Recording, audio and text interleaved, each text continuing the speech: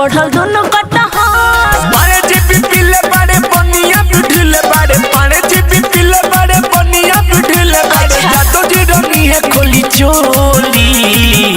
पटेल जी आए ना कहां अरे आई ना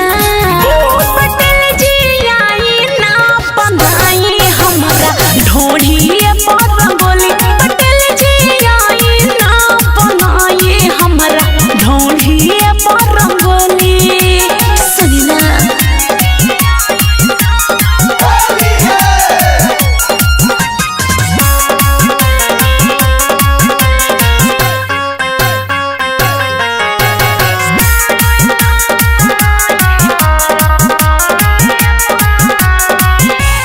कौना टोला से आइलू कइलू ना बहाना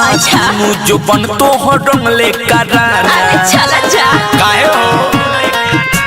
ऊपर नीचे लाल भइल कोइनी न माना रोवेला बचा के लइनी बिचला खजाना डाली रोवे हिलाई नहीं मन पखिलाई सट पिचकारी तानी अपन पिचकारी होई सट पिचकारी तानी अपन पिचकारी आज जम के खेलम तो से होली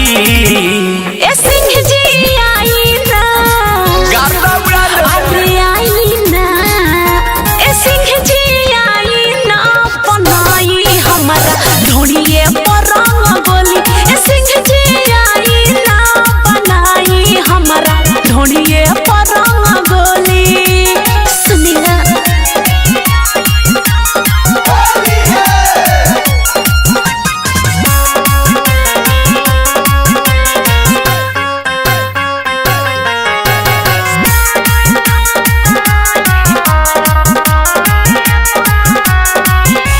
ललका पियर का चाहे डाली हरियर का पानी लगावत काहे भगत रे फरक अच्छा तो ठीक है बा बिना लबैले ना जाए दे अजय जन देशवर ला बेला अशोक हो डाला जैसे मछरी में करी है ना रत हो असत रंगिया कलर भइल ढूंढिया हो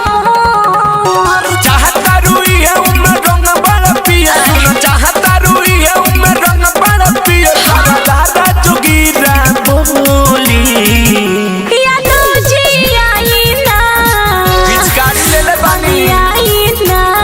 लागी रे यादव जी आई ना बनाई हमारा ढूंढिए पर रंगोली यादव जी आई ना बनाई हमारा ढूंढिए पर रंगोली अरे बनाई बड़ा सुंदर लगता।